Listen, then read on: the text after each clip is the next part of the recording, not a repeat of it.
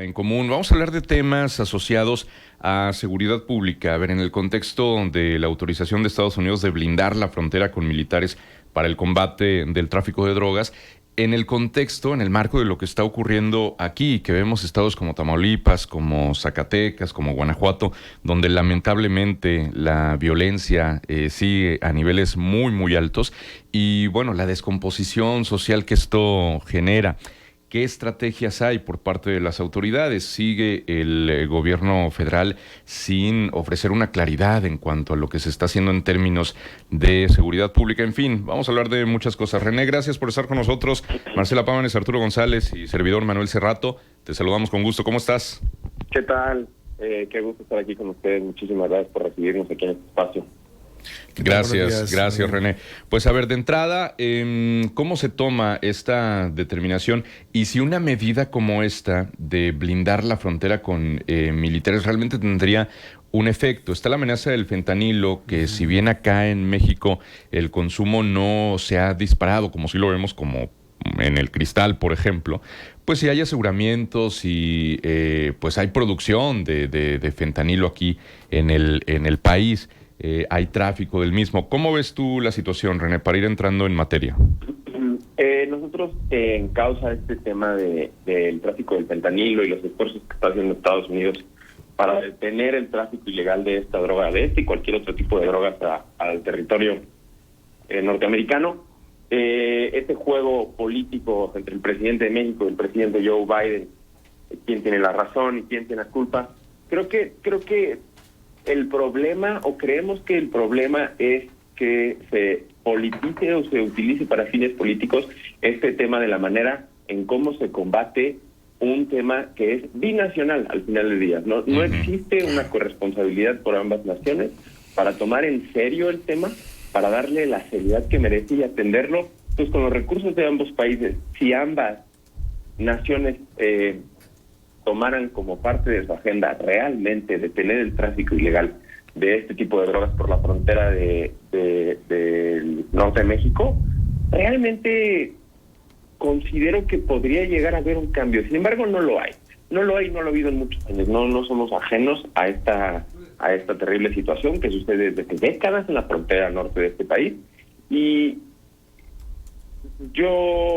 nada más llegan nuevas drogas, llegan nuevos capos, llegan nuevos cárteles, en fin, el crimen organizado continúa evolucionando y encontrando la manera de seguir produciendo millones y millones de pesos, y parece que los gobiernos únicamente se limitan a seguir reaccionando a estas conductas. Tenemos que empezar a colaborar como una comunidad binacional y a partir de eso entender que hay que emitir acciones para prevenir, investigar y por lo tanto erradicar este tipo de situaciones.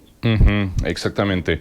Ahora, ¿cómo ves la relación precisamente entre el presidente Biden y el presidente López Obrador? Porque bueno, para construir estas estrategias en un sentido binacional, porque efectivamente se tienen que concatenar esfuerzos para enfrentar, digamos, un problema común, porque si Estados Unidos dice que las drogas que se consumen allá y que están creando esa crisis sanitaria de seguridad pública y social vienen en México, pues también las armas con las que aquí se perpetran crímenes vienen de Estados Unidos. Entonces tendría que hacerse una estrategia de ida y vuelta. En ese sentido, la relación bilateral, ¿cómo la ves, René? Pues creo que es innegable opinar que cada vez que existen más fricciones en la relación binacional entre Estados Unidos y México, hay ya una enorme cantidad de ejemplos o de casos o situaciones en donde el presidente López Obrador pues arremete en contra de las autoridades norteamericanas, ya ni siquiera limitándose al presidente Joe Biden, pero ya hablamos de el jefe del Departamento de Estado, el jefe de Seguridad Nacional, una serie de autoridades norteamericanas que por distintos motivos le han generado un disgusto o un malestar al presidente, y pues sabemos que nuestro presidente no se guarda las cosas, ¿no? Creo que este tipo de momentos que ha tenido el presidente y otros de poca seriedad, como la carta que mandamos por el tema de fentanilo a la República de China, sí. El tema de este tipo de acciones que no son política, que no son la manera en la que deberíamos conducir una relación binacional y que siguen fraccionando y lastimando pues esta relación en todos sus aspectos, económico, social, político, en fin. Creo que la relación con Estados Unidos cada vez es un poco más complicada. Estamos hablando con René Jerez López, investigador de Causa en Común. Te saluda Arturo González, buenos días. ¿Qué tanto el presidente Joe Biden está atendiendo o está tratando de alguna manera mandar una señal a este sector del electorado que estaba más tirado a la ultraderecha y que estaba manejando este discurso de la militarización de la frontera, incluso de intervenir en México, etcétera, con este envío de 1,500 soldados a la frontera para atender el tema de la migración y también del tráfico? ¿Qué tanto es eso? ¿Qué tanto es como una señal que quiere mandar Biden? ¿Y qué pudiera hacer el gobierno mexicano para tratar de contrarrestarlo más allá del discurso, sino incluso en los propios Estados Unidos? Pues yo creo que yo creo que la acción que toma Joe Biden puede tener una doble interpretación, así como tú lo dices, Arturo. Por un lado podemos hablar de esta politización de la acción, ¿no? El envío de elementos del ejército a la frontera para contener estos terribles grupos terroristas y criminales que se llaman cárteles en México, como pues una literal decisión política con frente a las próximas elecciones que tendrá Estados Unidos. Okay. Por un lado, pero el mismo lado si lo vemos al revés, Arturo, como lo decías, este tema de los migrantes, ¿no? El 11 de mayo va a dejar de tener efectos el título número 42, un título que se utilizó para atender la crisis sanitaria y la crisis migratoria en el gobierno de Donald Trump. Termina este título y vuelven a aplicar las legislaciones anteriores. Esto ha generado, pues, una percepción de que ya no va a ser tan fácil rechazar a los migrantes en Estados Unidos una vez que cruzan la frontera. Y esto va a traer unos flujos importantísimos de migrantes que van a tratar de llegar a Estados Unidos y que se van a topar con estos 1,500 elementos que están en la frontera. Como una manera de ayuda humanitaria, de asistencia administrativa, de tratar de recibir esa cantidad de personas. Si le damos esa interpretación por el otro lado, también existe mucha gente que a la cual le da el gusto si lo pintamos de la manera correcta, ¿no? De esta ayuda humanitaria que trata de hacer Estados Unidos en prevención a lo que va a suceder. Sí, y en ese sentido también, René, pues preocupa el tema, para seguir la tónica de seguridad pública, las desapariciones, que es un delito que tardó mucho en reconocerse en este país, no se tenían cifras, no se tenía documentación. Fue a través también de los esfuerzos de familiares de personas desaparecidas que se empezó a construir un engranaje ya también con involucramiento de la autoridad. Ha faltado, pero luego se tiende a creer que es un delito que ya no ocurre y que se está en la búsqueda de quienes en algún momento desaparecieron. Pero es algo que sigue pasando en el contexto, lamentablemente, de estos índices tan altos de impunidad, donde también se mata, donde se circula la droga.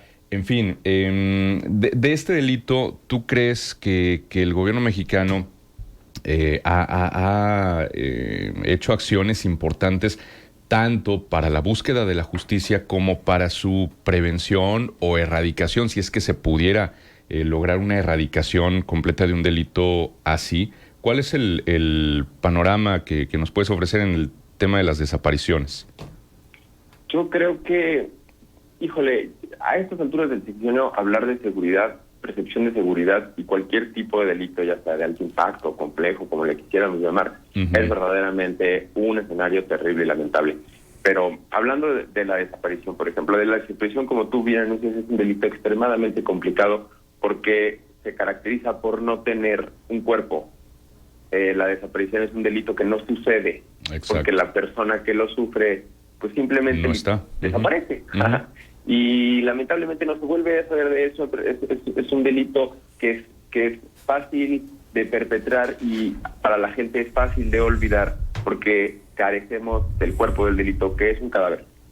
No sabemos si la persona está muerta, si está secuestrada, si está etcétera. Cualquiera de las posibilidades que llegue a tener una persona desaparecida hace que hasta cierto punto el delito pierda impacto. Y eso es terrible y es lamentabilísimo porque dentro de todos el catálogo de delitos que acontecen en México, la desaparición es uno que lo lastima desde hace décadas y no ha parado, sigue aumentando y al día de hoy realmente no hay acciones tendientes a querer mejorar esta situación. No hay una voluntad política a efecto de atender realmente este tipo de problemas.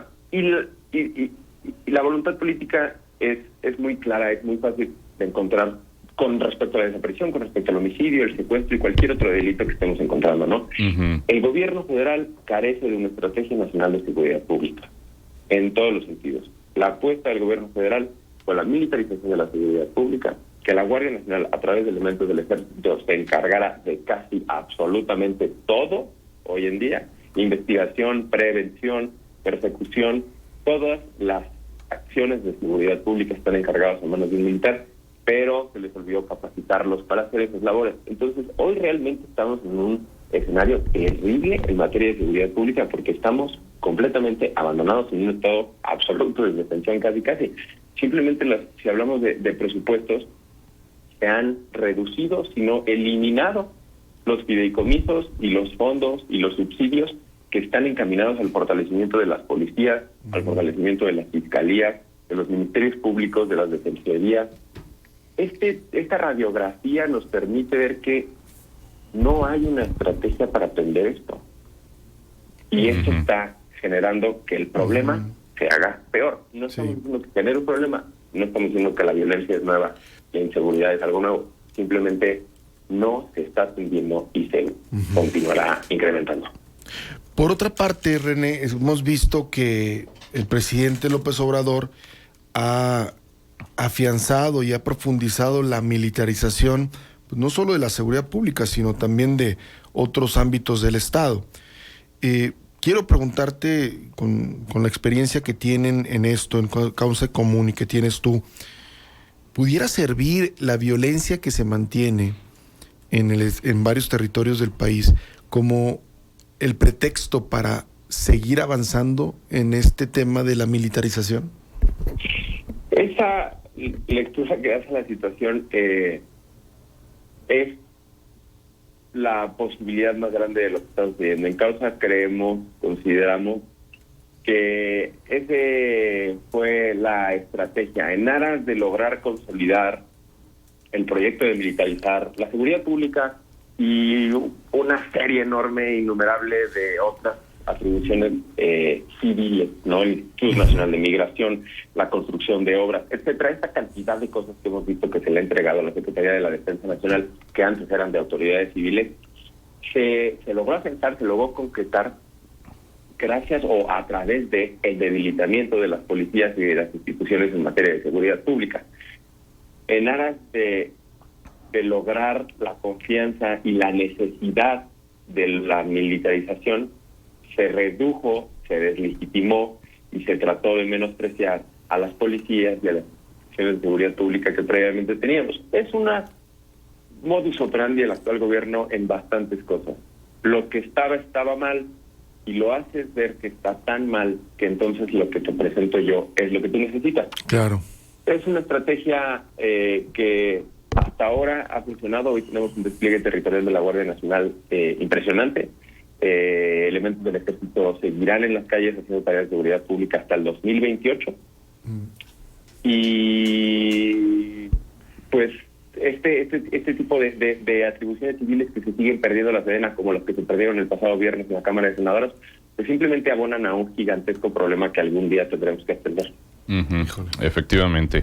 Muy bien, René, pues muy valiosa tu aportación. Te agradecemos muchísimo el haber conversado con nosotros. Nos dejas puntos importantes para la reflexión y estaremos como siempre atentos a lo que se publica a través de Causa en Común. Muchas gracias por haber estado con nosotros, René.